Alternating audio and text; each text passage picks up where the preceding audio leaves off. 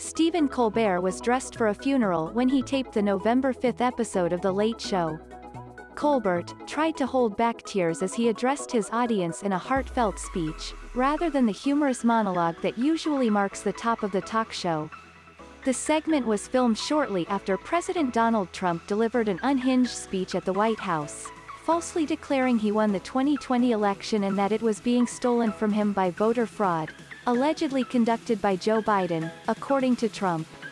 "We're taping this a little while after Donald Trump walked into the White House briefing room and tried to poison American democracy," Colbert began the broadcast while standing next to his desk. "That's why I'm not sitting down yet. I just don't feel like it yet. That's also why I'm dressed for a funeral, because Donald Trump tried really hard to kill something tonight." He went on to say that Trump lied for 15 minutes to the public, spouting just nonsensical stuff about illegal vote dumps and corrupt election officials and secret Democrat counting cabals. Colbert said that he wasn't surprised by the president's behavior after Biden pulled ahead in several key swing states.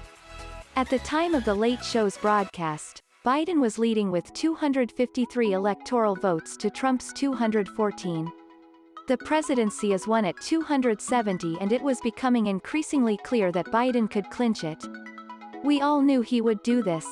What I didn't know is that it would hurt so much," Colbert said. "I didn't expect this to break my heart. For him to cast a dark shadow on our most sacred right from the briefing room in the White House, our house, not his. That is devastating. This is heartbreaking for the same reason that I didn't want him to get COVID.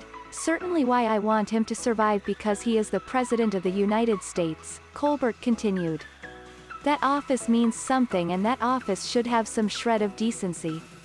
He went on to urge Republican politicians to speak up and condemn Trump's behavior.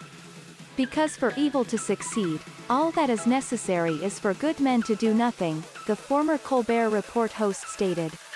"So say something right now, Republicans, not later." Trump's November 5 speech was so heinous and lie-filled that major networks like MSNBC cut away from the broadcast.